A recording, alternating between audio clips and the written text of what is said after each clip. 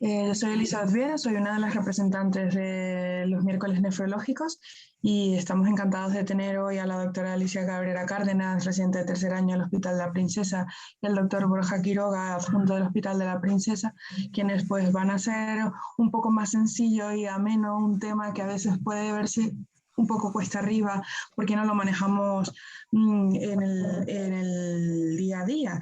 Vamos a hablar en esta oportunidad de la enfermedad de Fabry, un poco adaptado para los residentes para hacerlo un tema bastante más amigable, bastante más accesible para nosotros.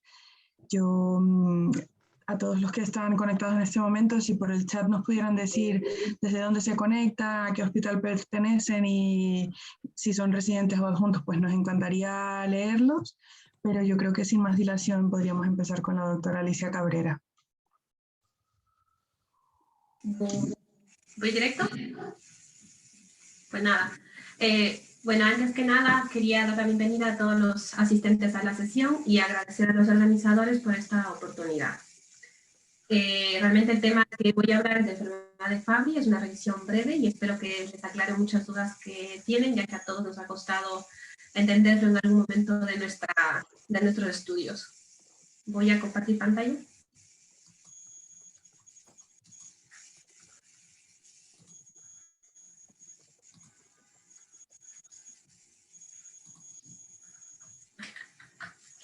Pues vamos a empezar. Aquí tenemos el esquema que voy a seguir en la charla. Realmente va a ser muy breve, con los puntos más importantes, para entender a la enfermedad, esta patología de la forma más sencilla. La enfermedad de Fabry o la enfermedad de Anderson-Fabry fue descrita por primera vez en 1898. Es una enfermedad que forma parte del grupo de las enfermedades raras, ya que su tasa de incidencia es muy baja, aproximadamente un paciente por 40.000 personas. Es una enfermedad por depósitos lisosomales, por una alteración en el metabolismo de los glucoesfingolípidos debido a una mutación del gen, del gen que codifica la enzima alfa-galactosidasa A, que ocasiona un acúmulo de sus metabolitos en los lisosomas de las células de los diferentes tejidos. Se han descrito más de 800 mutaciones de este gen, que lo que condiciona es una variación en el genotipo y también en el fenotipo. Es una afectación sistémica y progresiva que se ha visto que afecta al riñón en más del 50%, siendo de predominio en varones. Esto se debe a que tiene una herencia ligada al cromosoma X. La expresión clínica varía mucho, tanto en los hombres como en las mujeres. Se ha visto que en los hombres la afectación es mucho más grave, mucho más florida, en comparación con las mujeres, que son heterocigotas a la mutación, y entre las mismas pacientes mujeres existe una expresión clínica variada, gracias a que tiene la inactivación aleatoria del cromosoma. Aquí tenemos en esta diapositiva dos situaciones. Tenemos qué pasa con los hijos de una madre afecta con enfermedad de Fabry. Los hijos tienen el 50% de probabilidad de heredar el cromosoma mutado. Si es un varón, tendrá una clínica mucho más florida, y si es una mujer, será heterocigota, y como les he dicho antes, la expresión clínica variará. Depende qué cromosoma sea el que domine. Acá tenemos que con los hijos de un padre afecto con enfermedad de Fabry, los hijos varones prácticamente no heredarán el cromosoma con la mutación, y las mujeres son 100%, las mujeres heredarán 100% el cromosoma mutado. Y nuevamente la expresión clínica variará según el cromosoma que esté dominando. Por todo esto y por esta herencia, es primordial que ante un paciente con enfermedad de Fabry hagamos un cribado a toda su familia, ya que dentro de las familias que compartan la misma mutación se ha visto que los pacientes tienen diferente expresión clínica y podemos encontrar pacientes, familiares que sean asintomáticos, y el objetivo es un diagnóstico precoz. Como les expliqué antes, la fisiopatología es una enfermedad que tiene una alteración en el metabolismo de los glucoesfingolípidos, en el enzima alfa-galactosidasa A está deficiente o ausente. Como no está activa, tenemos un acúmulo de sus metabolitos, el globotriacilceramida o GB3 y lisoglobotriacilceramida o liso-GB3. Estos metabolitos se van a acumular en los lisosomas de las células de manera multisistémica. Como vemos en este esquema, se va a depositar en diferentes partes del organismo. La afectación principal va a ser vascular. Se deposita en el endotelio vascular, provocando una disfunción endotelial, una hiperplasia, una hipertrofia, que llevará a su vez a una isquemia, una fibrosis, prácticamente una vasculopatía. Se acumulará a nivel de los cardiomiocitos, produciendo una hipertrofia del ventrículo izquierdo y también una disfunción diastólica. Se acumulará en el endotelio cardíaco, en las células musculares lisas, afectará también al tejido de conducción. Los pacientes presentarán arritmias y también se acumulará en las células de Schwann con afectación del sistema nervioso. A nivel renal, los depósitos de Gb3 afectarán a los podocitos, producirán una podocitopatía que desarrollará posteriormente proteinuria. Se conoce ya muy bien que la podocituria y la expresión de CD80, que es un marcador de daño de los podocitos, está aumentada en los pacientes que tienen podocitopatía. Pues en la enfermedad de Fabry hay estudios que demuestran que también están elevados.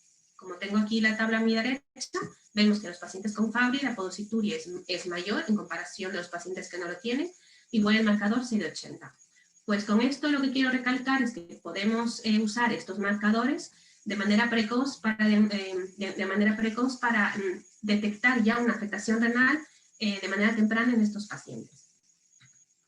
Aquí tengo una imagen, bueno, un esquema un poco más gráfico de la afectación del acúmulo de los glucoesfingolípidos en el organismo. Aquí tenemos una imagen en el endotelio vascular, en los cardiomiocitos, a nivel renal, y también tenemos en las células de los ganglios de la raíz dorsal.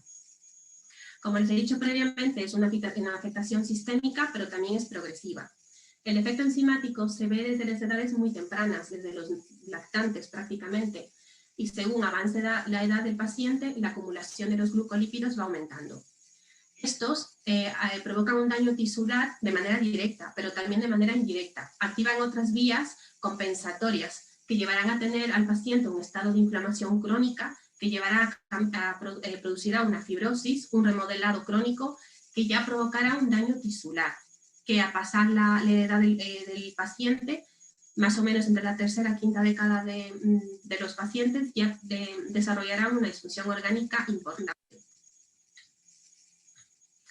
Tenemos dos formas de presentarse la enfermedad de Fabry. Tenemos la forma clásica y la forma atípica. La forma clásica se presenta de manera muy precoz, son los varones prácticamente, tiene mayor gravedad a diferencia de la forma atípica, y los síntomas o la clínica más típica es una disfunción autonómica con clínica gastrointestinal, una hipohidrosis, dolor neuropático y angioqueratomas como lesiones dermatológicas. La forma típica son pacientes, por ejemplo, las mujeres o pacientes varones que tengan la variación de la mutación de significado incierto. Esta presentación suele ser mucho más leve, más tardía, puede afectar a un solo órgano, puede ser a nivel cardiológico o a nivel renal, y prácticamente tiene mejor pronóstico los pacientes que tienen una forma clásica. Dentro de los síntomas más relevantes, les iré explicando uno por uno, tenemos los síntomas neurológicos. Se ve aquí que el 75% de los pacientes desarrollan una disfunción autonómica, presentando hipohidrosis, acroparestesias, el dolor urente crónico, siendo este el síntoma más difícil de tratar en los pacientes con enfermedad de Fabry. Pueden presentar alteración de motilidad intestinal, síntomas cerebrovasculares, pueden presentar eventos isquémicos, demencia y depresión. A nivel cardiológico, lo más relevante es la hipertrofia del ventrículo izquierdo, que se presenta en el 50% de los pacientes y de igual manera es más frecuente en los varones. Se puede desarrollar arritmias cardíacas, síndrome coronario agudo, se puede ver afectación a nivel de las válvulas y en estadios muy avanzados, insuficiencia cardíaca, que puede ya condicionar su mortalidad. A nivel dermatológico podemos ver angioqueratoma. Esta es una lesión que aparece de manera muy precoz. De hecho, forma parte de uno de los criterios diagnósticos. Te podemos ver telangiectasias que pueden ubicarse en el glúteo, en la cadera y en la región periumbilical. A nivel ocular vemos afectación en la córnea, la típica córnea verticillata. Tenemos las dilataciones aneurismáticas y también las venas tortuosas. Y finalmente la afectación renal, que para nosotros es muy importante. La afectación renal es más prevalente en los varones y tiene una presentación mucho más agresiva. Se ve que aquí el depósito de los glucolípidos es global, no solo afecta al podocito. Mientras progresa la enfermedad, se ve que puede acumularse a nivel del mesangio, de los túbulos, del intersticio, de los capilares glomerulares, de las arterias y arteriolas, provocando clínicamente, de manera inicial, afectación como isostenuria, microalbuminuria y daño tubular. La enfermedad, si no es tratada a tiempo, progresará y el paciente presentará mayor proteinuria. Incluso se ha visto que el 20% de los pacientes presentan proteinuria más de 3 gramos en 24 horas. En la tercera, quinta década de la vida, si el paciente no ha sido tratado, presentará ya enfermedad renal crónica avanzada e incluso ya requieren inicio de diálisis.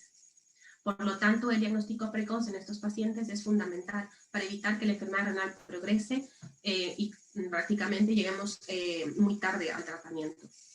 En estos pacientes también podemos valorar la biopsia renal. Primero, para que sepan, en la enfermedad de Fabry la biopsia renal no es de protocolo. ¿En qué pacientes podemos hacerlo? Pacientes que tienen una evolución muy rápida, muy tórpida, muy agresiva, podemos biopsiar el riñón para ver si realmente estamos, bueno, primero para valorar las lesiones que tiene, el grado de fibrosis y esclerosis, y saber si el paciente se va a beneficiar de inicio de la terapia de reemplazo enzimático o no. Y luego, para las formas que son muy atípicas. Hay pacientes que tienen las mutaciones que son de significado incierto, que no nos queda muy claro si la afectación realmente es Fabry. Con la biopsia podemos ver realmente el acúmulo de glucolípidos en el riñón y confirmarnos un diagnóstico. En esta diapositiva lo que tengo es, les quiero enseñar lo que ya les he dicho antes, los pacientes más jóvenes, hombres y con la forma clásica tienen afectación renal mucho más pronto en comparación con las mujeres.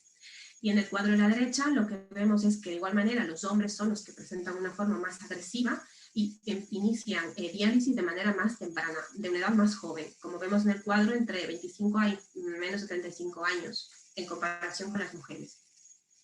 Por lo tanto, la afectación renal en esos pacientes, como lo he dicho antes, es muy agresiva y se aparece de manera muy precoz. En este gráfico lo que quiero recalcar es que incluso los varones que tienen un peor filtrado glomerular en comparación con mujeres que incluso tienen enfermedad renal crónica.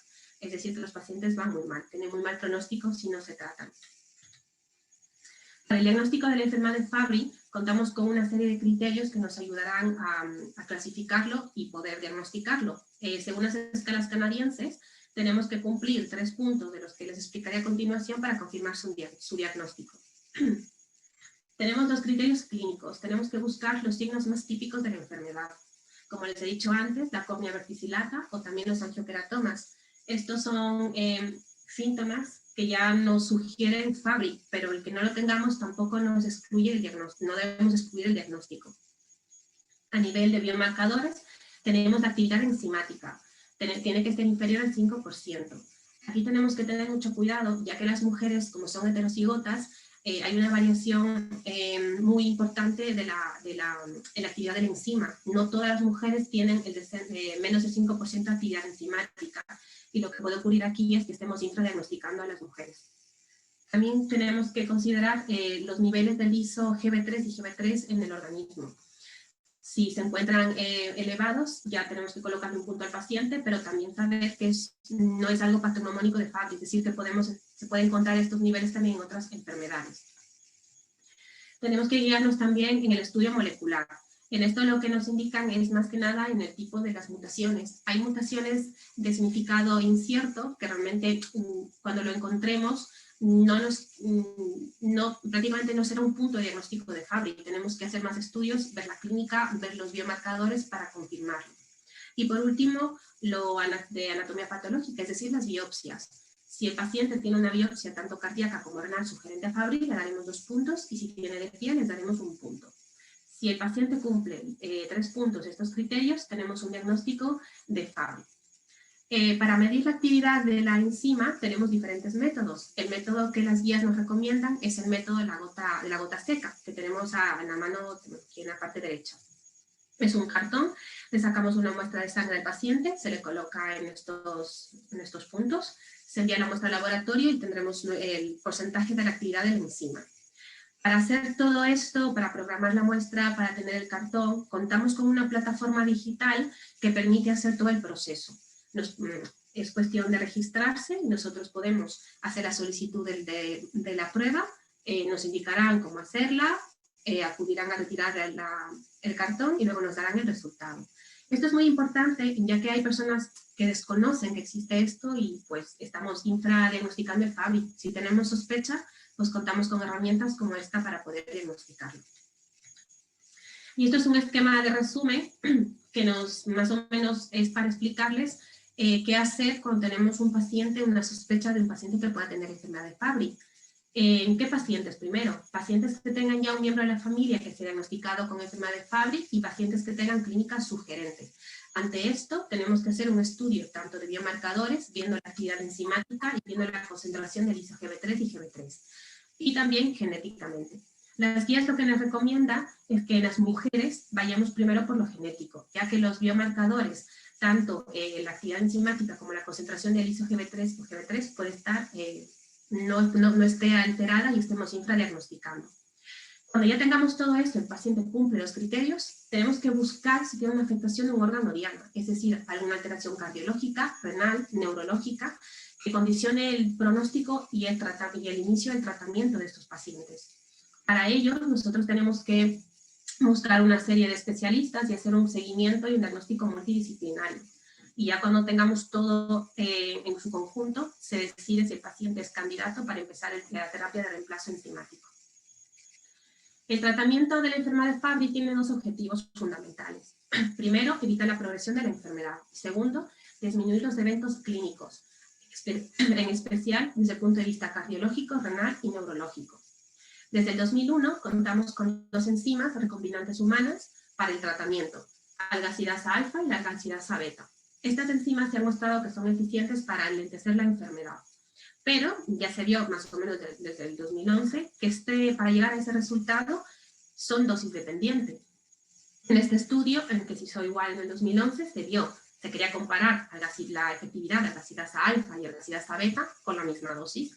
Y lo que se vio es que algacidasa beta no llegaba, es decir, no mejoraba las concentraciones del ISO-GB3 ni de GB3. Por lo tanto, lo que hicieron fue aumentar la dosis a 1 miligramo por kilo. Y con eso se vio el resultado, que es este uno acá, se vio el resultado de que controlaba mejor la enfermedad, disminuía las concentraciones del ISO-GB3 y de GB3. Por lo tanto, las guías desde entonces nos marcan que el algacidasa beta debe tener una dosis más alta que el algacidasa alfa. Y el otro objetivo es evitar o disminuir los eventos clínicos en estos pacientes. Este es un estudio muy reciente, en el cual se busca los factores predictores para el desarrollo de los eventos clínicos en los pacientes con Fabry. Lo que me llamó la atención de este estudio es que la función renal basal de los pacientes actúa como factor predictor a largo plazo de eventos clínicos. Es decir, los pacientes que tenían peor filtrado glomerular era ya un factor de riesgo para posteriormente presentar eventos clínicos, ya sea cardiológicos, renales o neurológicos. Por lo tanto, es fundamental el diagnóstico precoz y también el inicio de la terapia de reemplazo enzimático de manera precoz, antes de que tengamos una afectación renal, para evitar que los pacientes presenten eventos clínicos. Por lo tanto, se ha visto que ambas formulaciones muestran que son eficaces para estabilizar la enfermedad, sobre todo si iniciamos en fases precoces. Disminuyen la concentración de GB3 y ISO-GB3 y enlentecen la progresión. Pero, y desde el punto de vista renal, nos quedamos muy cortos con ensayos clínicos, realmente no tenemos en la actualidad ensayos clínicos publicados que nos ayuden a ver una diferenciación de estas moléculas desde el punto de vista renal. Pero contamos con estudios observacionales que nos han ayudado a ver diferencias de estas formulaciones desde el punto de vista renal. Uno de ellos es este estudio de cohorte retrospectivo multicéntrico de 387 pacientes, siendo el 54% mujeres, con una edad media de 46 años. En este grupo se dividió en dos. Un grupo recibía algacidasa alfa y otro grupo recibía algacidasa beta.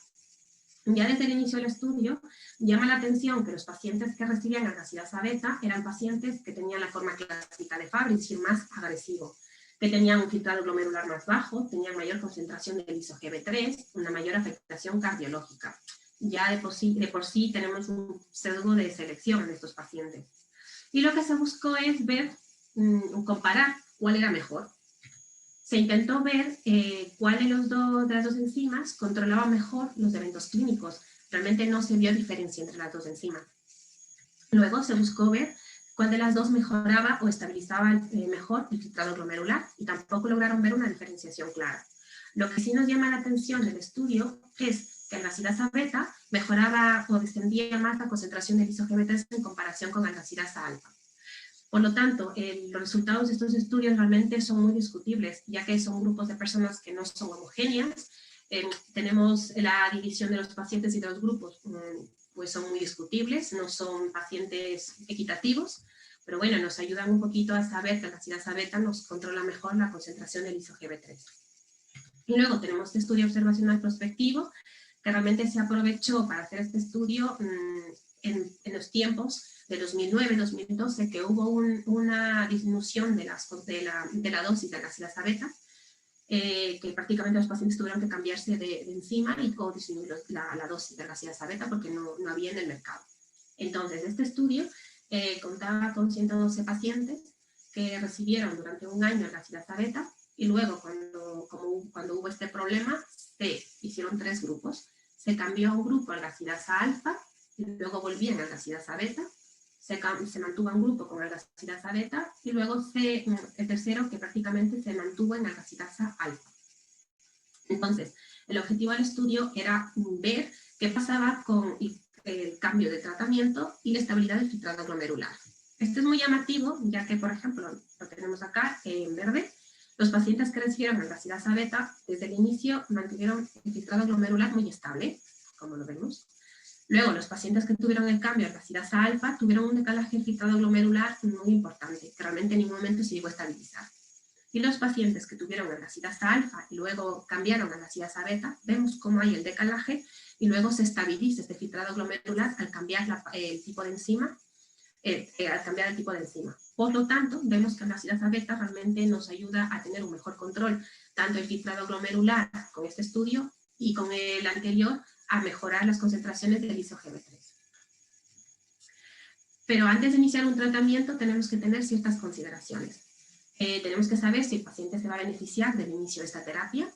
El estado de la enfermedad tiene el paciente, está progresando, es severo o no, qué tipo de mutación tiene el paciente y realmente la decisión del paciente. Ya que la administración de la terapia de reemplazo enzimático tiene mucha logística. Los pacientes tienen que ir al hospital cada 15 días a administrarse el medicamento y hay un problema. El paciente tiene que aceptarlo y debe decidirlo. ¿Cuándo iniciar? Las guías lo que nos dice en primero, o sea, lo más importante, es que los pacientes varones con enfermedad de Fabry clásica deben recibir tratamiento lo más pronto posible, ¿vale? Y luego tenemos los casos de mujeres con enfermedad tardía o los varones con las enfermedades, con las variantes inespecíficas. En todos estos pacientes se iniciará tratamiento si son sintomáticos o asintomáticos, pero que tienen una afectación del órgano diana, es decir, una afectación cardiológica, renal o neurológica. Está confirmado por una alteración en laboratorio, histológico o por una prueba de imagen. En caso de tener pacientes que no tengan una afectación de órgano diana, por ejemplo las mujeres heterocigotas, lo que se puede hacer es monitorizarlas. Y en el momento en que tengamos alguna alteración, iniciar el tratamiento. La terapia de reemplazo enzimático tiene efectos adversos. Lo más común es que tengamos una reacción leve en la infusión. Pero lo más importante es que pueden desarrollar anticuerpos tipo IgG frente a estas enzimas. Se ha visto que esta reacción es dosis dependiente, es más frecuente en los pacientes que reciben galactidasa beta, más o menos de un 90%, en comparación con los pacientes que reciben galactidasa alfa. Esto se da por una serie de cosas. Primero, el tiempo de infusión del medicamento en galactidasa beta es más o menos 4 horas. En galactidasa alfa es menor tiempo, es decir, los pacientes están más tiempo expuestos al fármaco. Y segundo, galactidasa beta está formado, es de origen animal, y la galactidasa alfa es de origen humano, que también puede provocar, es un desencadenante de tener más anticuerpos. Lo que nos recomiendan las guías es que tenemos que monitorizarlos. Prácticamente no tenemos una fecha específica, o sea, decirnos cada cuánto tiempo, pero lo que la mayoría de los estudios nos decía es cada 6 meses, ¿vale? Esto puede mejorar, los pacientes con cada infusión pueden ir descendiendo los niveles de anticuerpos, de hecho hasta un punto que desaparezcan. En caso de que no desaparezcan y se mantengan elevados, hay un riesgo que los pacientes se hagan resistentes al tratamiento. Y en este caso estamos muy limitados, no tenemos más opciones de tratamiento, o el paciente tiene alguna mutación que nos permita usar el tratamiento que les explicaré a continuación, o realmente estamos ante una situación muy delicada. Otra opción al tratamiento de la enfermedad de Fabry es el tratamiento con migalastat, que son las chaperonas. Las chaperonas son pequeñas moléculas que nos ayudan a mejorar el plegamiento de las moléculas proteicas, que cambia la composición y la acción de la enzima. Esto no se ha visto que, bueno, realmente se debe usar solamente en pacientes que tienen mutaciones susceptibles, es decir, que conservan algo de actividad catalítica. Al momento de mejorar su plegamiento, mejorará su acción. Solamente el 30-40% de los pacientes van a ser susceptibles al tratamiento, por lo tanto hay que hacer un estudio de las mutaciones antes de iniciarlo. El tratamiento con migalastat se ha visto que mejora mucho los niveles de los depósitos de GB3 y diso-GB3. Los estudios más importantes de migalastat, tenemos acá en la diapositiva, son el estudio FACET y el estudio ATRA, que es un estudio de fase 3 que hicieron un seguimiento durante 6 meses, en donde se comparó primero con placebo y se vio que migalastat realmente mejoraba la concentración de GB3 y diso-GB3, y luego se hizo el estudio ATRA, que se comparó con la terapia de reemplazo enzimático. En este estudio lo que se vio es que migalastat era no inferior, o sea que los dos controlaban la misma concentración de diso-GB3 y de GB3. Luego se pasó a hacer un estudio prospectivo, el estudio FAMOUS, que es un estudio de 24 meses.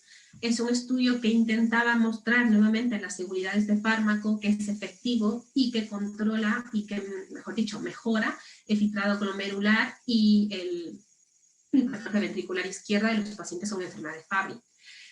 Lo que se vio es que, bueno, que el fármaco era seguro, pero que, por ejemplo, con el filtrado glomerular no había mejoría. Los autores del estudio lo que comentaron fue que los pacientes tenían, primero, una enfermedad mucho más avanzada, una enfermedad renal avanzada, que tenían ya tratamiento con YECA, con ARA2, y que dificultó ya el tratamiento con migalastat. Y lo que sí se vio es que mejoraban la hipertrofia del ventrículo izquierdo. Tanto así que realmente mejoraba incluso en pacientes que no tenían hipertrofia ventricular, que realmente también es un poco discutible estos resultados. Lo que sí se vio es que mejoraba el espesor del ventrículo y bueno, pues tenemos un resultado que también es discutible, pero ha mostrado que es efectivo.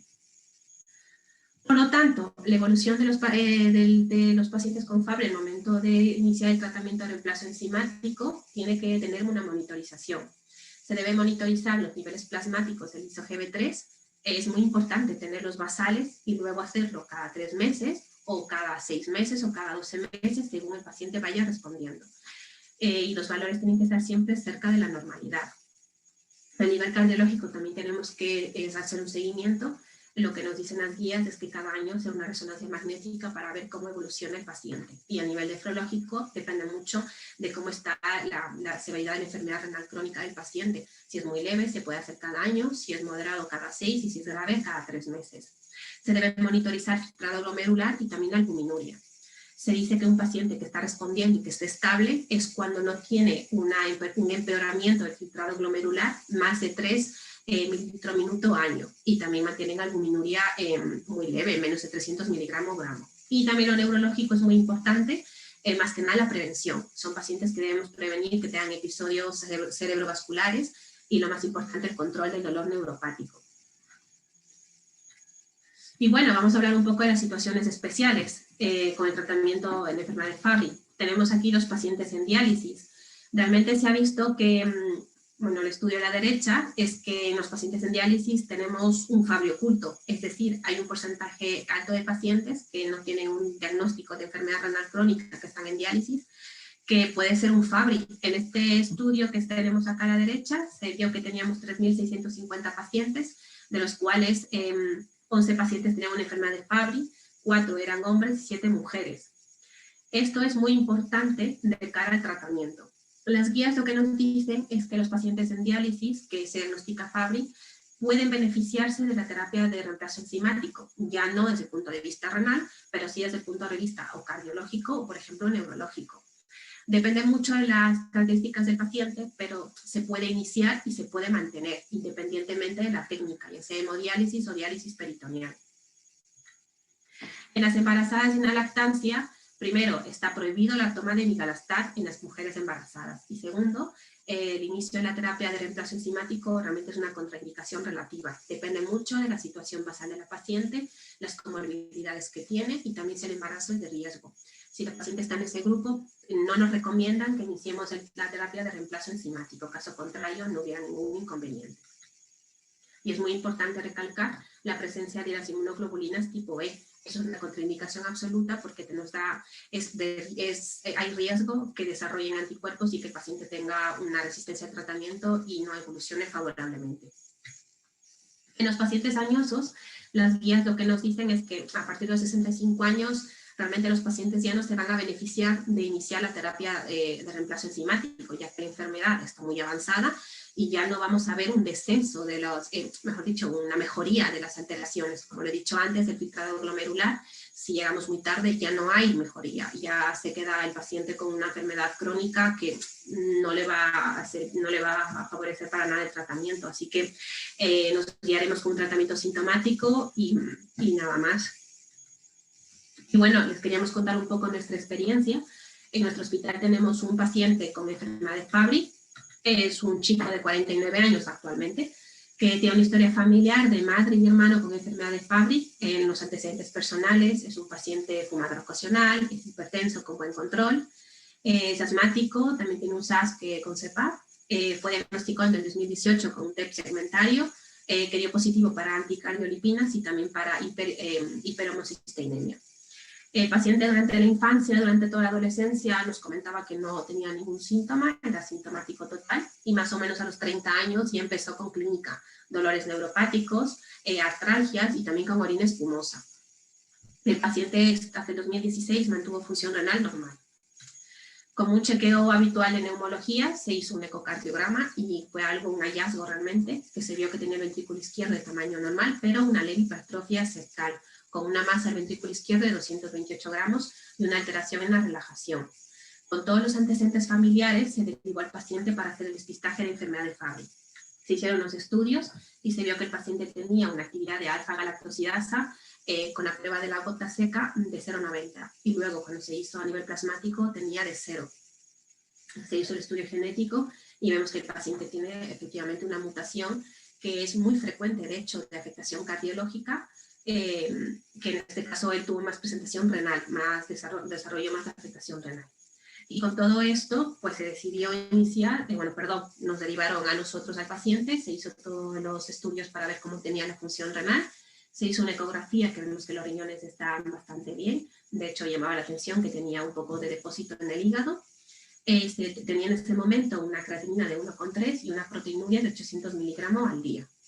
Con todo eso decidimos ya iniciar el tratamiento de reemplazo enzimático.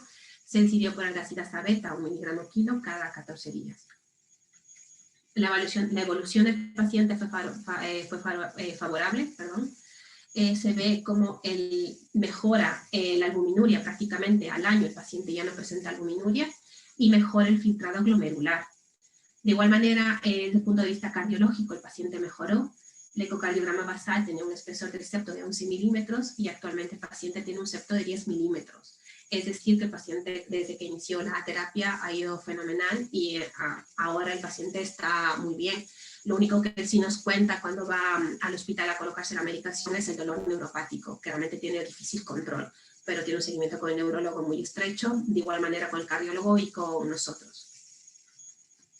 Con todo esto, creo que los puntos claves de la enfermedad de Fabry es saber que aunque la incidencia es muy baja, la prevalencia es mayor, que tenemos que pensar en el diagnóstico, tenemos que tenerlo en mente y ante la duda hacer el screening y buscar ese diagnóstico para tratarlo precozmente, que es una afectación sistémica y progresiva que tiene una expresión clínica muy variable, que nos puede confundir, pero ante la duda hay que diagnosticar. Que el diagnóstico, como he dicho ya varias veces, es precoz para evitar esa progresión, en especial y desde el punto de vista nefrológico. Que la proteinuria, más de 1 gramo, y el descenso del filtrado glomerular son factores negativos para el paciente, y que aparte de iniciar la terapia de reemplazo enzimático, también es importante tener medidas generales, controlar los factores de riesgo cardiovasculares, y por último, que la terapia y el tratamiento dirigido para enfermedad de Fabry ha mostrado mejorar el pronóstico en estos pacientes. Pues muchas gracias. Excelente, Alicia. Buenas tardes a todos. Estoy encantado de poder estar con vosotros en un miércoles nefrológico. Yo soy Borja Quiroga, soy del Hospital de la Princesa y la verdad es que, bueno, cuando me habéis invitado, pues me ha traído el recuerdo cuando empezaron los jueves nefrológicos que eran antes, cuando yo era residente, y que hace nada, como veis en mi juventud, que se ve por la pantalla. Y ahora son miércoles nefrológicos bueno, que tienen la misma filosofía, pero se han profesionalizado mucho más. Alicia es una súper residente, es una excelente residente y como veis ha hecho una ponencia en la que ha resumido absolutamente todos los puntos del Fabry. Conoce bien la enfermedad, conoce a nuestro paciente, al que ha contado. Es un caso bastante peculiar el de nuestro paciente, con un debut un poco tardío, a pesar de que luego sí es verdad que tenía los síntomas clásicos, pero sobre todo con una variante cardíaca, definida en las bases de datos como variante cardíaca, y lo que predominaba en él, aparte del dolor neuropático, era la afectación renal, y con una evolución bastante buena también. Os estoy dando un poco de tiempo por si queréis hacer alguna pregunta, ya hay una. En realidad yo no sé cómo soléis ejecutar el tema de las preguntas, a mí me da un poco igual si me quitáis la palabra y habláis, o si lo queréis poner en el chat yo las voy a leer. La primera la hace Irene Mínguez,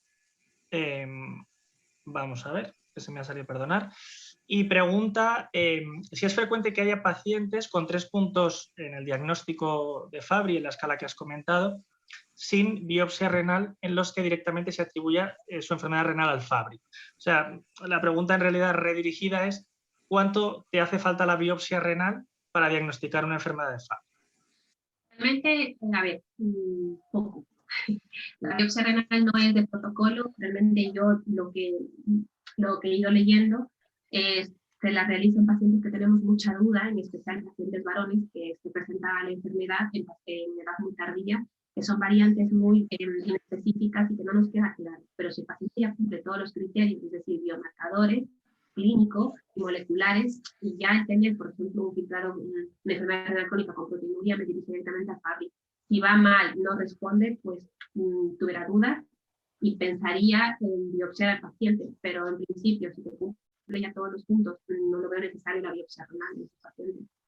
Genial. Ali, si no te importa, no te muevas mucho al contestar, porque parece que sea un pelín el sonido, yo creo que lo debes tener integrado en la cámara y así no te perdemos. Otra amiga de la familia de la princesa, que es Ana Sánchez, te pregunta, que es tu COR, además, no sabemos si habrá ido con mala uva la pregunta, creemos que no, es si debemos hacer monitorización del ISO-GB3 en los pacientes y si la hacemos, ¿qué hacemos en aquellos en los que no mejora o incluso aumenta? Es una pregunta bastante interesante, la verdad. Sí, a ver, como lo he dicho antes, el ISO-GB3 es un marcador que nos sirve para monitorizar la respuesta al tratamiento, pero no siempre es efectiva. Por ejemplo, en las mujeres que son no siempre se puede ver los valores originales, es decir, los propios que ellas tengan. Es muy raro que los pacientes no desciendan los niveles del ISO-GB3 tras iniciar la terapia de reemplazo enzimático. Si vemos que están aumentando, pues realmente tenemos que ver si el paciente no está desarrollando anticuerpos, si no está haciendo resistencia al tratamiento, buscar algo más que esté haciendo que el paciente no responda. Y esto dirigido desde el punto de vista de la terapia de reemplazo enzimático. Ahora, si el paciente está, por ejemplo, con migalastat y vemos que estos niveles no mejoran, pues estamos pensando que el paciente, aunque tenga una mutación susceptible a recibir migalastat, pueda que no sea de todo susceptible. Me voy a explicar mejor. Los pacientes que tienen mutaciones susceptibles para recibir migalastat, hay diferentes tipos de ellos. Se está viendo que hay mutaciones que a pesar de administrar el migalastat mejoran la actividad enzimática, un ejemplo de 1% al 2%, pero igual sigue siendo muy bajo, es decir, igual no mejoran los depósitos del ISO-3. Por lo tanto, son pacientes que a pesar de tener la mutación no van a tener una buena respuesta al tratamiento y deberíamos considerar la terapia de reemplazo enzimático en lugar de migalastat. Entonces, si yo tengo un paciente con tratamiento, para responder a la pregunta en conclusión, con terapia de reemplazo enzimático que no mejore los niveles del ISO-GB3, yo buscara anticuerpos que no esté haciendo resistencia al tratamiento, y si vemos que está con tratamiento con migalastat, me haría pensar que pueda tener este tipo de mutaciones y pues me valorara cambiar de tratamiento. La verdad que de tu respuesta se me han ocurrido varias. Te voy a pasar primero la que está en el chat, que es la de Patricia Muñoz, que también todos la conocemos, y te pregunta si pedirías estudio enzimático de despistaje en paciente con clínica sistémica inespecífica y deterioro de función renal sin proteinuria. O sea, buscando un paciente con una afectación renal regulera y sí con clínica sistémica. De hecho, en la diapositiva creo que no lo dije, hay más o menos un porcentaje, el 10% de varones y 20% de mujeres que presentan afectación renal sin proteinuria, porque la afectación puede ser también tubular, o sea que podemos ver otro tipo de afectación. Eso es, claro que sí. Si pidiera también la actividad de enzima. Sí, perdona. Te quería preguntar antes, has hablado de los anticuerpos, que me parece interesante si nos puedes recordar como cuánto hay que monitorizarlos, cuándo se produce más, si es al principio de la terapia, al final de la terapia, me refiero con el tiempo, con los años, el desarrollo de anticuerpos frente a la terapia de reemplazo enzimático, eso, cada cuánto se monitoriza, cómo se podía protocolizar. Realmente lo que he revisado, no hay algo ya dispuesto de que lo hagamos cada cierto tiempo, pero más o menos en la práctica, por ejemplo, con Gabriel, lo hacemos cada 6 meses para ver que el paciente no lo desarrolle. Ahora, en qué punto del tratamiento es más probable que los tengamos más elevados es al inicio, en las primeras administraciones del fármaco. Es más frecuente que tengan estos anticuerpos y vayan mejorando a partir de las siguientes infusiones del tratamiento. ¿Qué podemos hacer para mejorarlos o para hacer que desciendan estos anticuerpos? Primero es disminuir el tiempo de la infusión del fármaco. Tampoco se hace esto en la primera o la segunda infusión, sino progresivamente podemos ir disminuyendo el tiempo de la administración. Y también, me acuerdo qué iba a decir, aparte del tiempo de la infusión, vamos que eso es lo principal, porque la dosis en verdad no podemos bajarla, es más el tiempo de infusión, de exposición al fármaco del paciente. Claro, porque nos has comentado un poco que las diferencias entre alfa y beta, bueno, pueden parecer en cierto modo relevantes, pero hay una característica que las diferencia también y es el tiempo de infusión. El tiempo de infusión es muy prolongado en la beta y mucho más corto en la alfa. ¿Estrategias para disminuir esos periodos tan largos? ¿Se puede ir bajando el tiempo de infusión, sobre todo con la beta, a medida que va pasando el tiempo y que la tolerancia es mejor? Sí. Sí, en las primeras infusiones obviamente no. Depende mucho de la respuesta del paciente. Si vemos que el paciente al año tiene una monitorización que va bien, descienden los niveles de ISO-GB3, no tiene progresión de la enfermedad, podemos plantearnos disminuir el tiempo de infusión, que no tenga también reacción al momento de la infusión, que no tenga ninguna reacción mucho anafiláctica o cosas muy llamativas, lo podemos hacer. Sí, de hecho la premedicación se utiliza sobre todo en las primeras sesiones, sí, luego después casi se puede evitar, hay gente que aboga más por dejar un poquito de paracetamol, pero en general la verdad es que las reacciones a la infusión con el tiempo van desapareciendo. En cuanto a la ISO-GB3, has comentado una cosa muy interesante en la monitorización. Es importante monitorizarlo, lo hacemos también, claro que sí, cada cierto tiempo para ver la efectividad del tratamiento, incluso para valorar subir la dosis momentáneamente, incluso hacer un switch desde otros agentes. ¿Crees que tiene algún papel en el diagnóstico? Es decir, pacientes que, por ejemplo, son no clásicos o mujeres que tienen una actividad enzimática borderline, en zona gris, pero que tienen síntomas sugestivos de la enfermedad de Fabry, ¿crees que la ISO-GB3 nos serviría para algo? A ver, nos puede servir, pero yo no creo que sea lo único que tengamos que hacer, porque como les he dicho en la sesión, las mujeres que son heterocigotas, pues tienen una actividad enzimática variable, que tiene un espectro, de hecho, de 5 al 30%, y puede variar. No me puedo fiar solo de los niveles, es un buen marcador, pero no es el único. Tenemos que ver más cosas, tenemos que ver la actividad enzimática, tenemos que ver lo genético, en especial en las mujeres. Es un apoyo, pero yo no creo que sea lo único. Sí, yo estoy de acuerdo. Nosotros alguna hemos pedido, sobre todo, ya te digo, para pacientes que son muy borderline, o sea, pacientes que se encuentran un poco en tierra de nadie y que cuentan algunos síntomas, pero que son específicos, desde luego no clásicos, y bueno, pues por intentar salir de dudas. Es verdad que no es una herramienta inicial para nada, pero sí nos puede echar una mano. Y luego, también hemos hablado un poquito del migalastat.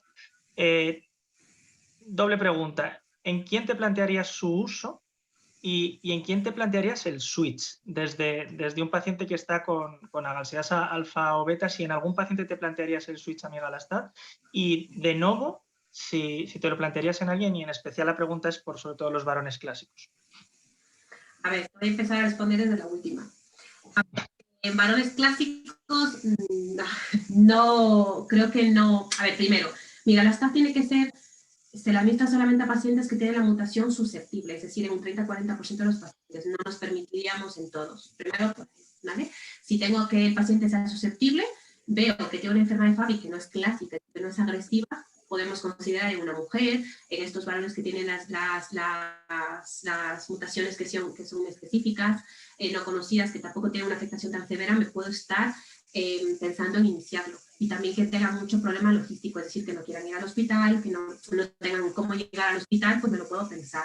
Ahora, si tengo un paciente con Fabry clásico, varón, con mucha patología, yo realmente iniciara la terapia de reemplazo enzimático y en el caso que tenga mucha reacción, que vea que tiene anticuerpos que no mejoran, que está haciendo alguna resistencia y que hay mutación, pudiera cambiar a migalastat como otra opción desesperada que no tenemos, así que está respondiendo a la terapia de reemplazo enzimática.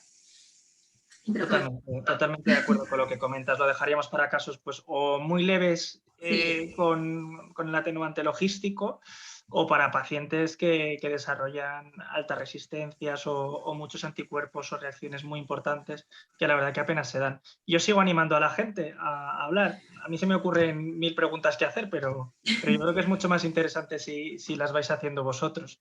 Todavía tenemos unos minutillos. Cualquier duda, da igual, si esto ya sabéis que es entre amigos y Ali está aquí para, bueno, si puede solucionar las dudas, que seguro que sí, porque como veis, lo domina. Ali, ¿qué haces con un paciente que está en tratamiento y finalmente entra en diálisis? ¿Qué haces con su tratamiento? Claro, no con el paciente. Y es un paciente joven, claro, si es un paciente joven que aparte de la enfermedad renal tiene una afectación cardiológica, yo lo mantengo. Lo mantengo porque le voy a mejorar desde el punto de vista cardiológico, y no voy a provocar ningún daño, ninguna alteración. Si es un paciente mayor que ya tiene una afectación cardiológica avanzada, que pues hemos intentado hacer de todo, pues lo suspendería.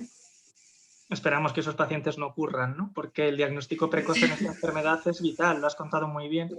En esa diapositiva tenían 2 tablas en las que el inicio precoz en filtrados altos, la verdad es que no es que te garantice, pero sí que enlentece la progresión muchísimo. ¿Hay alguna pregunta adicional? Te preguntan, ¿la caída de la proteinuria es solo por la terapia de reemplazo enzimático o también por el bloqueo del sistema renina-angiotensina? La pregunta es de tu amigo Pablo Ruano. Puede ser por las 2 cosas. O sea, realmente ahí depende mucho qué fue primero. Si tú empezaste con el tratamiento de terapia de reemplazo enzimático y el paciente no recibe ningún fármaco y tú ves que la proteinuria mejora, es porque estás mejorando el depósito a nivel renal. Si el paciente aparte recibía el bloqueo, son las 2 cosas. Estamos protegiéndolo de ambos lados. Claro. Irene Mínguez tiene otra pregunta que es bastante interesante, la verdad, y además es bastante de práctica clínica habitual.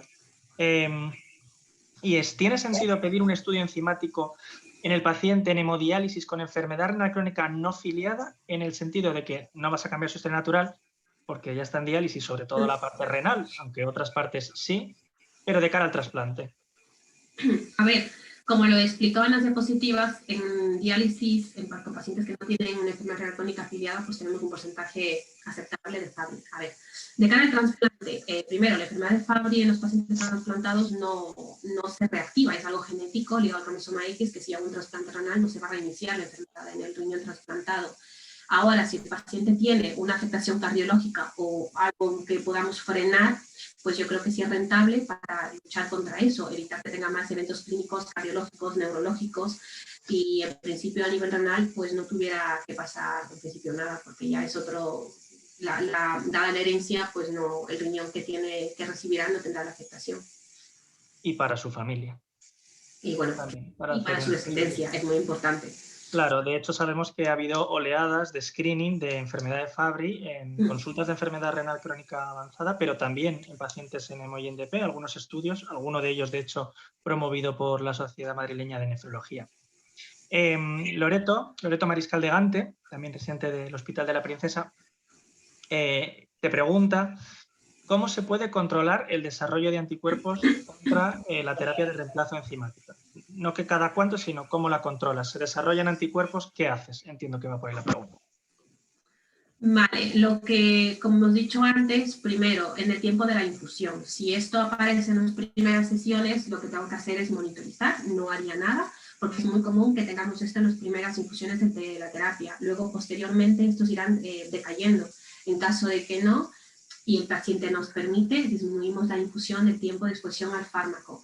Que no mejora, que sigue con niveles muy altos, lo que hemos dicho antes, una mutación susceptible, lo valoraría cambiar a migalastat. En caso que no y mantenga anticuerpos muy altos y el paciente no esté respondiendo, realmente nos encontramos en un punto que no tenemos más que aportarle al paciente. Intentaríamos bajando un poco la dosis, sabiendo que la dosis baja de gaseosa beta, por ejemplo, no es igual de efectiva que a 1 miligramo, pero intentaríamos por todos lados para evitar que bajen esos anticuerpos. Muy bien. María reincide en algunos de los casos que has comentado tú como especiales y te pregunta, ¿qué harías con una mujer con tratamiento que se queda embarazada? Has dado algunas pinceladas, si puedes recordarnos un poco ese aspecto. A ver, depende mucho de qué tratamiento está recibiendo. Primero, si ella está con migalastat y se embaraza, pues eso va mal, porque es teratógeno y no debería estar tomando migalastat. Bueno, que no debería pasar esto, deberíamos hablar con nuestros pacientes y saber que tienen que usar un método anticonceptivo. Y luego, si está con una terapia de reemplazo enzimático, depende. Si es una paciente que tiene una afectación leve de enfermedad de Fabry, pues en principio no pasaría nada. Era una contraindicación relativa. En caso que tenga una afectación severa, que la paciente tenga un embarazo de riesgo, pues nos plantearíamos suspender. Genial. Pues a ver si hay alguna pregunta más. Si quieres, nos puedes recordar, porque también has comentado algo sobre el tema de la resistencia al tratamiento enzimático. ¿Eso existe? ¿Se puede desarrollar con el tiempo? ¿Qué supone? ¿Qué alternativas hay? Sí, a ver, lo poco que revisé, cuando decimos que el paciente tiene una resistencia al tratamiento, es cuando tiene una proteinuria, además de 1 gramo que se queda permanente, no mejora y vemos un descenso del filtrado glomerular. Realmente esto se ha relacionado mucho con la presencia de los anticuerpos, con el que se mantengan también elevados. Entonces, esto va mucho de la mano. Si el paciente tiene anticuerpos elevados, sin ser tratamiento, es lo mismo. Tenemos que intentar bajar la dosis, tiempo de exposición al fármaco, buscar también una alternativa. Que no mejora y es independiente. Realmente no he encontrado que te digan que es independiente de los anticuerpos. Lo relacionaba mucho con ellos. No estoy segura yo si puede ser por algo más, pero yo lo primero es por eso, anticuerpos, resistencia al tratamiento. Sería lo esperable.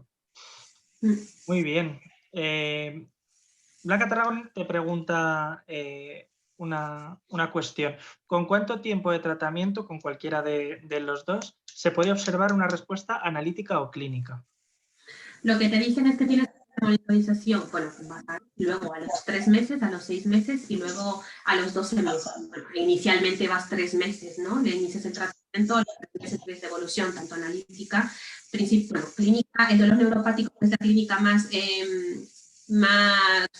difícil de controlar, realmente es difícil. Gabriel, como les hemos comentado, es un paciente que fenomenal de función renal, fenomenal desde el punto de vista cardiológico, pero le cuesta mucho lo neuropático. Entonces, a los 3 meses el control, si vamos bien, iniciar luego el control a los 6 meses y luego a los 12 meses. Si el paciente va hacia 1 año y está estable, pues te puedes plantear hacer ya cada 6 meses, tanto la concentración del ISOGB3 y también analíticas de la función renal. Como les he dicho antes, depende mucho. Si es un paciente que tiene enfermedad renal crónica un poquito más avanzada, es un seguimiento más estrecho, si es moderado, 6 meses, si es más leve, cada año. Depende mucho de cada paciente. Sí, también depende de la lesión a la que nos refiramos. Hay algún grupo que ha biopsiado algunos pacientes, 20, 30 pacientes, creo que es un grupo argentino, que rebiopsia a los pacientes después del tratamiento y observa los cambios. Y bueno, por ejemplo, las lesiones podocitarias desaparecen con años. Pero bueno, todo lo que sea no generar nueva lesión en un paciente que se trata precozmente, pues siempre le va a generar un beneficio. Muy bien, pues... Y una cosa que quería añadir de la pregunta, que me pregunta de cualquiera de los 2 tratamientos de migalastat, que es muy importante la monitorización no solo de la concentración del ISOGB3, sino de la actividad enzimática. Por lo que había comentado antes, de que hay mutaciones que aunque mejoren la actividad de enzima, no siempre lo hacen de una manera aceptable. Entonces hay que siempre hacer las 2 cosas, a diferencia de la terapia de reemplazo enzimático, que son más con la concentración del ISOGB3. Eso es, con migalastat hay que tener cuidado con las deficiencias muy severas, porque a veces ese cambio por la chaperona en la conformación de la enzima te aumenta la actividad, pero te la sigue dejando en una zona en la que no es suficiente para depurar las moléculas suficientes, liso-Gb3 y demás glucosfingolípidos. Muy bien, pues nada, quedarían 3 minutos. Yo creo que por nosotros está estupendo. Ali, nuevamente enhorabuena, creo que has estado increíble. Las preguntas las has respondido con una solvencia espectacular.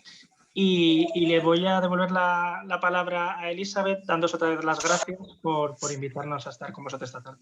Pues nosotros agradecerles a ustedes nuevamente por este despliegue que hemos tenido fantástico y por esta soltura que ha demostrado Alicia conforme ha ido presentando el tema. Queríamos recordarle a todos los asistentes que mensualmente se estarán repitiendo estas sesiones. Tuvimos una sesión previa de manera presencial donde discutimos pues, las posibilidades de temas que podríamos abordar a lo largo del siguiente año, y en las siguientes semanas estaremos publicando un calendario con cuáles serán las temáticas que abordaremos pues, en cada mes del siguiente año.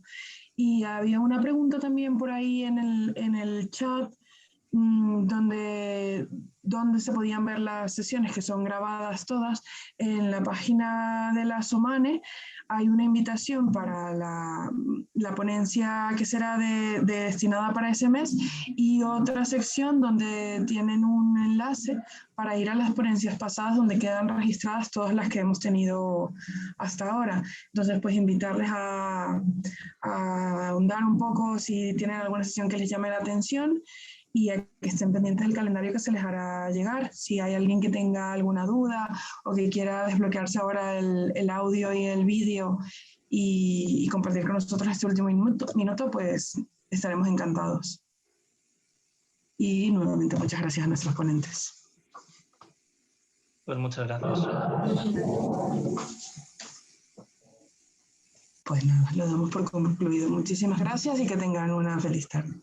Gracias, un abrazo para todos. Gracias, hasta luego.